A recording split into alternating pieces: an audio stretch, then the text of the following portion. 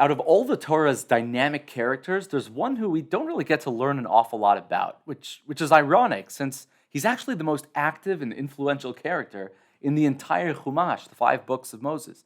So, who is God? What do we know about him, both from within the written Torah and through Judaism's oral tradition? And how can our understanding of what God is change our perception about Judaism as a whole? I'm Chaim Davies, and this is the Chaim Davies Show.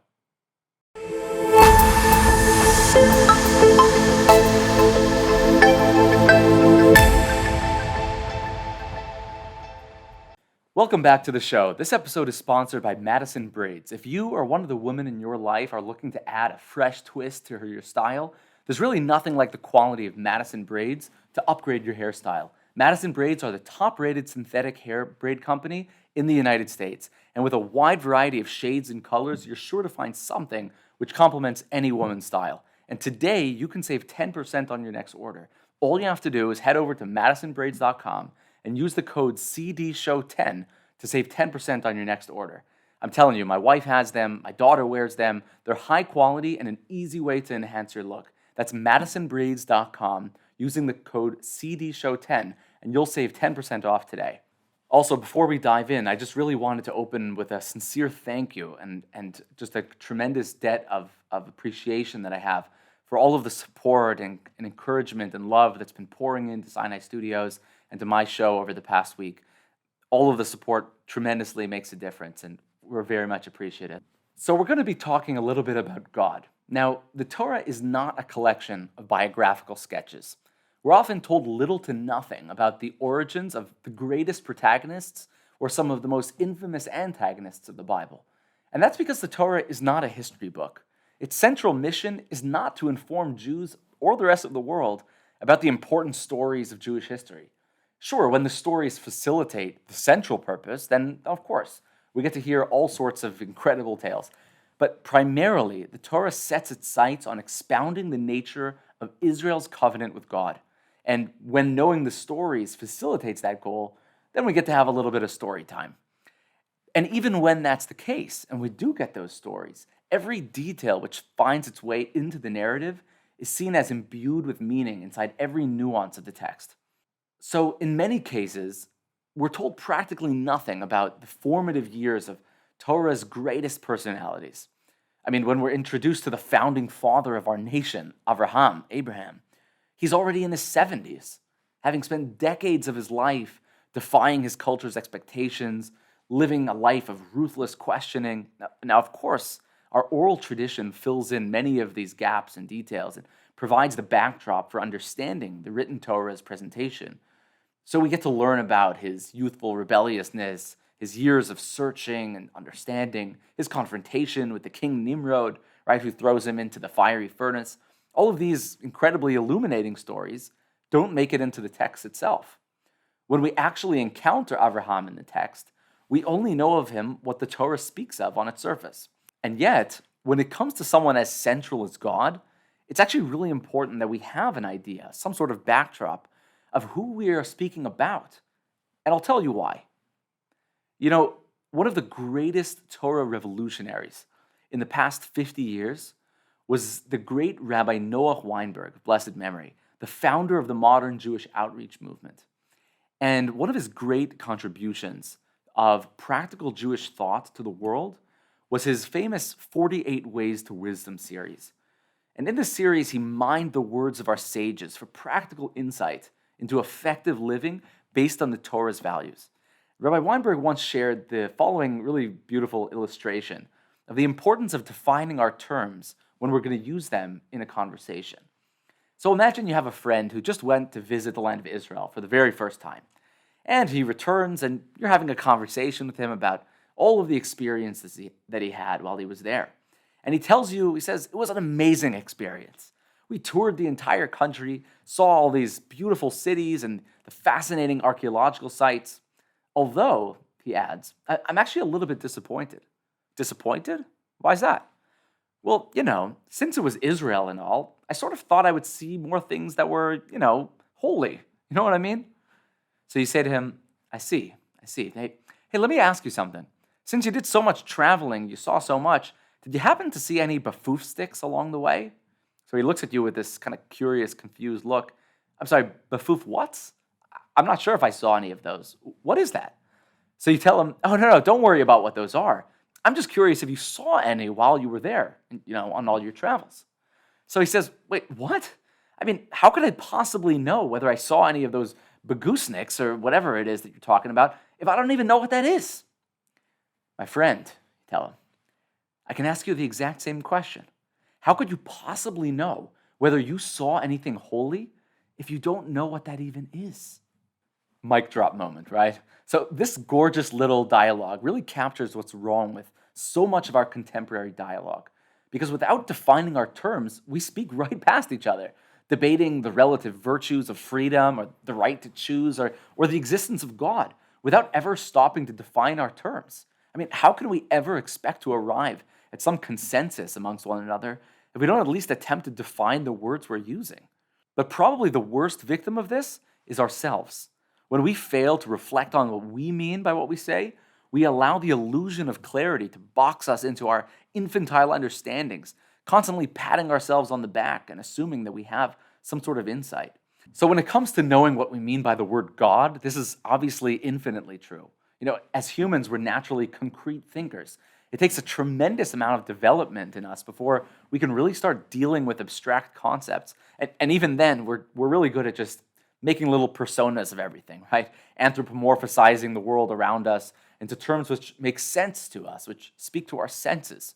But when we're dealing with God, you see, there's nothing as abstract from physicality as that. And so the issue becomes all the more of a problem.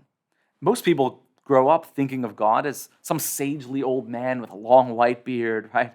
Hiding up in the clouds somewhere. Or maybe it's a bright light within a misty cloud, hovering timelessly out there in space. Whatever imagery you come up with, we're automatically in dangerous territory. And not only because we've created God in the image of our choosing, but because we've failed to seek out clarity on what God is. We've accepted those infantile definitions. And by doing so, we've abandoned ourselves to our very own imaginations. And obviously, that's going to wind up affecting every area in which we relate to God. So there's a great story that's actually quoted in the name of Rabbi Levi Yitzchak of Berdichev. I can't actually vouch that this story happened, but that's who the story is attributed to. And in the town of Berdichev, there was this proud, self-proclaimed atheist who went around sharing his critical views about God and religion with anyone else who would listen. His problems with this cruel, distant, and uncaring God who had filled his life with such suffering. So the story goes that the fellow ended up in a confrontation with the great Rabbi Levi Yitzchak. And after hearing out the man about all of his complaints, the rabbi turned to him and said, the God you don't believe in, I don't believe in him either. Right? So we need to understand who we're talking about when we're talking about God. Now, obviously, you could spend a million lifetimes trying to understand and internalize God's reality. And of course, it's infinitely beyond our grasp. And different authorities are going to approach this topic from all different angles. But we got to start somewhere. And you're listening to my podcast here on the Chaim Davies Show, so I can only attempt to give you my perspective on who God is and how we're meant to relate with him in an authentic way. What I'll also add over here is that if you'll hold on through this kind of dense conversation that we're about to have for the next 10 minutes or so, I'll give you 2 actionable items of wisdom which can begin transforming your relationship with God today. So probably the best place to start this conversation, well, any conversation, but one about God in particular, is with the Rambam, right? Rabbi Moshe ben Maimon in the middle of the 12th century. We've mentioned already in past episodes how the Rambam was a monumental figure in Jewish history, how each of his writings charted a new course of scholarship for generations to come. Now, arguably the Rambam's greatest work, his magnum opus, and one of the central writings, really, of our entire national history, is the Mishneh Torah, the Review of Torah. The Mishneh Torah is comprised of 14 volumes, which together present all 613 mitzvot, the complete set of Torah's actionable instructions for life, in all of their brilliant detail. And the way that the Rambam begins the first volume of this series is absolutely insightful. He starts off by explaining the core concepts of how to conceive of God without even once mentioning God by name for a complete 5 paragraphs. You see, the Rambam understood the problem that we immediately confront when we're discussing God. We just keep on modifying our childish definitions rather than turning a new leaf and beginning a mature conversation from scratch. Our predefined terms blur our judgment and limit our objective assessment of new ideas as they're made available to us and enter our frame of reference. So the Rambam pulls out a blank canvas. He starts at the beginning. No labels, ceremonial titles, none of that will do. We can't talk about God until we discuss what exists beneath words, beyond the limits of language, beyond our subjective experience. And so let's begin together today with a brief look at these opening words of the Rambam's Mishneh Torah in the very first section called Hilchot Yesodei HaTorah, or Foundations of the Torah. He writes as follows: Yesod HaYesodot, the foundation of all foundations, ve'amud HaChochmot, and the pillar upon which all wisdom is predicated, is leda, to know, and he uses this word know advisedly, as we'll explain, to know, sheyesh sham matsui rishon, that there is first being. There exists a force of being which precedes all things. Vehu mamtzi kol nimtza, and it is this first existence which allows all else to exist, which provides the possibility of existence to all things which bear that quality. And he continues and says that all that exists in any realm of being that it does only exists by the virtue of the reality of that first being. Now, this is already a pretty dense topic for your morning commute, right? And using the word existence 11 times in a single sentence probably doesn't help that much. If this is making your brain feel like it's going through a blender the way that it makes mine, let me know what you're going through by writing "mind blown" in the comments below. But that being as it is, let's actually try to penetrate to the essence of the Rambam's presentation here and discover something truly life-changing about his presentation of who God is. So let's use a little analogy to unpack this issue. So suppose we're talking about a red sweatshirt. Now, you'd have to admit that we can only discuss a sweatshirt having the color quality of red if there's such a thing as the color red, right? I mean, if there's no red, then you couldn't have a red sweatshirt, right? So if we're going to discuss a red sweatshirt, we're acknowledging that the color red exists independently of the sweatshirt, and that this red sweatshirt simply contains one expression of the innumerable manifestations of red that could occur throughout reality. Now, in a similar way, and this is just an analogy, but in a similar way, the Rambam explains that we can only discuss anything that exists, meaning that has the quality of existence to it, if we understand that underlying all that exists is the very quality of existence itself, that force of being, which is the premise upon which we associate every entity with the quality of being, of existing, as opposed to not existing. Now, the Rambam continues to explain the evident implication of this. If being itself would not be, then clearly no entity possessing being could be either, since its beingness would be negative rather than positive. If existence doesn't exist, then nothing can have that quality. However, continues the Rambam, that the inverse isn't true at all. Should none of what we know as existence exist, that lack of existence wouldn't diminish the wholeness and singularity of this first being at all, whereas our existence is contingent or dependent on the necessary reality of that existence, of first being.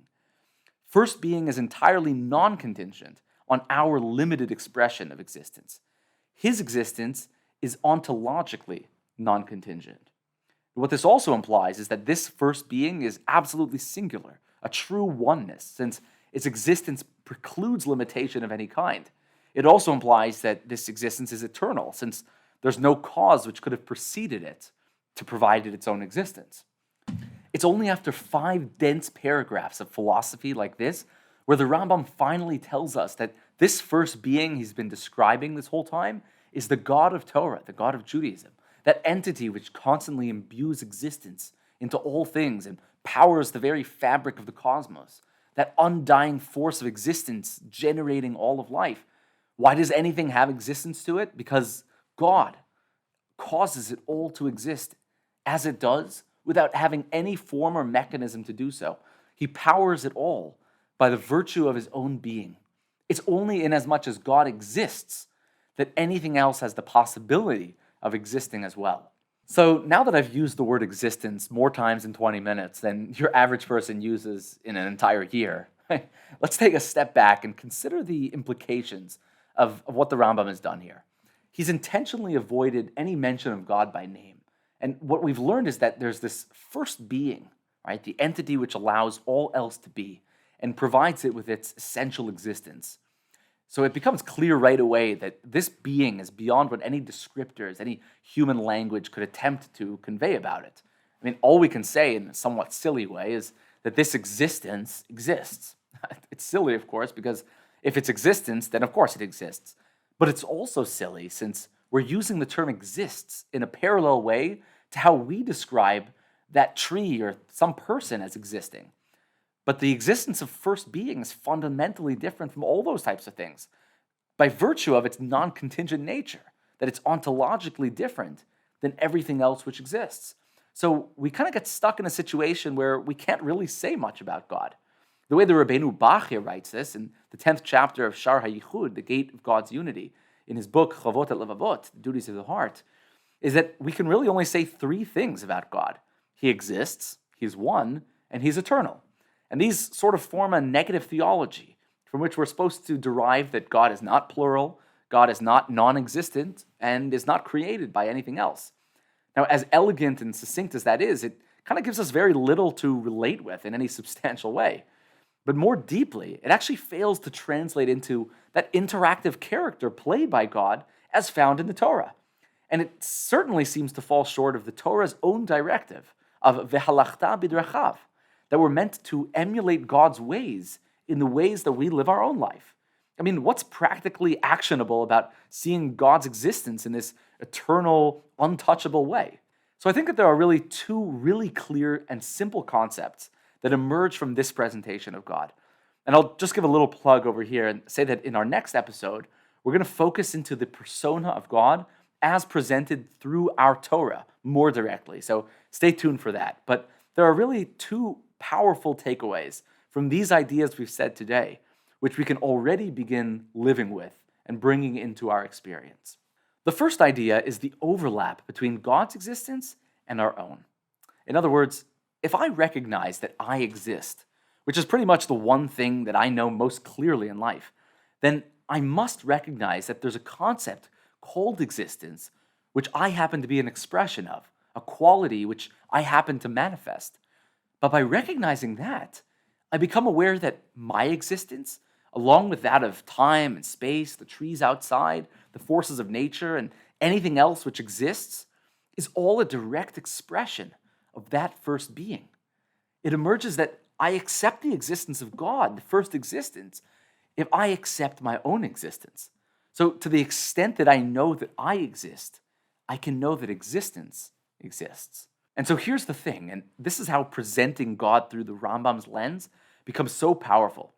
Because what this means is that there's a powerful intimacy which lingers between our existence and God's. Because if I can relate to my own existence as an expression of God, I can begin to sense the grandeur in my own life and the way in which I express that power of all of creation. And as I grow in my awareness, my da'at of God's reality, I immediately become moved, shifted at a fundamentally deep level. I'm brought into a broader, perhaps more expansive point of view in my relationship to reality and within reality and as a part of reality as a whole. And ultimately, in the echoes of my experience, I find the sparkle of the divine presence. In the aesthetic experience, we're sensing a revelation of God. Have you ever had a moment like that where you sense that divinity and the dance of life around you? If you have, let me know by writing about it in the comments below. Now, at the risk of overquoting the same people too many times in the same podcast, it happens to be that the Rabbeinu Bachya really makes this point in a beautiful reflection he has about God's presence that he writes in the 5th chapter of Shar HaBechina, the Gate of Reflection, within the Duties of the Heart. And he writes there about tenu'ah, the stirring motion of all of life. You know, when you think about it, you realize that all of our universe is states of being, right? Snapshots of time-space, which on their own are frozen positions. It's only through consciousness that these individual slices of life are stitched together and discovered to be flowing, right, teeming with life as they move from one state to the other. And he writes that when you understand the mystery of this motion and change, and you comprehend its true nature and its spiritual character, when you realize that it's one of the most wondrous revelations of the spirit of life that flows through all things, then and only then will it become clear to you that your every move, great or small, external or internal, is tied intimately to God's will, a revelation of that expression of existence which runs through all things. So it's the very vibrations of life, that pulsing, animated quality of all of existence, that reveals God's constant involvement in the sharing of life with every detail of being. And when we start to realize that the very experience of being alive is itself a revelation of God's personal attention and sharing with the unique life that is you, you begin to sense the richness of your life in a completely new way. So that's one takeaway, which I really do think can change the feelings flowing through our life and connect us with that overlap of intimacy that connects us, our existence, with the first being. The second takeaway really builds upon that newfound awareness from the first. See, we've learned about God that he is this first being, this eternal and singular existence, which always was before all else. How are we supposed to relate to that or emulate that in our own lives in anything more than some lofty meditative state? And I think that the point is that we're supposed to strive to be in the same way that God is, to exist most fully, to achieve eternality, and to become one to whatever extent that we can. And what I mean by that is that, yes, it's true, of course, everything which exists already. But aren't there times when we feel more alive, more present? And then there are times when we feel as though we're almost drifting our way through life or through the day without really embodying the moments of life we've been given, right? I mean, we've all experienced those types of moments. But what should we be striving for, right? What should we place as our goal, our focus? To be real in as similar a way to God as we can, to exist more fully, more completely, to maximize every moment of life available to us in the greatest way possible. And by doing so, to transcend the limitations of our local space and inhabit a broader, a more substantial reality. How can we tap into that eternality? How can we experience that broader reality? Say the words of our beautiful prayers, Natan lanu Torat emet, v'chaye olam nata betochenu. God gave us the instructions of truth, the roadmap of reality, and by doing so, planted eternal life in our midst, eternal life. The gift of Torah is the opportunity to be like God, to chart every moment of our lives along that blueprint of reality provided to us, and ultimately to merit living a life which can emerge into a higher level of life in the world to come, a world without death, without limitation. And beautifully, this is actually how the Rambam explains the words of King Solomon, Shlomo HaMelech, when he writes in Proverbs the words, L'hanchil ohavai yesh, that God gives yeshut, existence, to those who love him.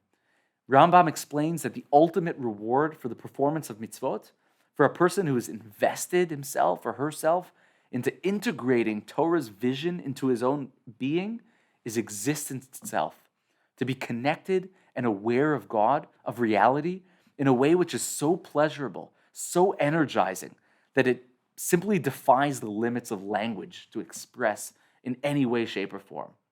And incredibly, this is also the way that the Rambam explains the highest level of performance of mitzvot. When a person is engaging with God in the covenant of Israel for no ulterior motive, says the Rambam, Oseh et ha'emet mipnei shehu emet. Doing truth because it is the truth. Being real because that's all I could ever possibly want to be. Not to be living in an illusion. To strive for authenticity, for being genuine, for expressing truth in all my actions and ideas. Being real and elevating our life to being in sync with God's greatest dreams for creation is what Torah can ultimately provide to those who commit themselves to walking her pathways, the Torat Emet, the instructions for reality. And as a person creates this singularity, this focus within their life, the centrality of truth and authenticity, they become one in a similar way that God himself is one. So I hope that this is a good beginning to understanding and really getting to know God on a deeper level. And as I mentioned, in our next episode, we will continue this journey with a deeper look into God as He's made known to us through the Torah, the God of history. But for now, let's strive to discover that experience of a shared space and overlap between us and God, and commit ourselves to a life of authenticity, of higher meaning, and of finding that unity, that oneness, that powerful experience of being, which is available to each and every one of us through that incredible gift that we've been given, the instructions for living, the roadmap of life. I'm Chaim Davies, and this is the Chaim Davies Show. See you next time. I hope you enjoyed that segment of the Chaim Davies Show. If you did, be sure to subscribe and hit the notification bell, or follow our podcast so you can stay up to date on all our future content.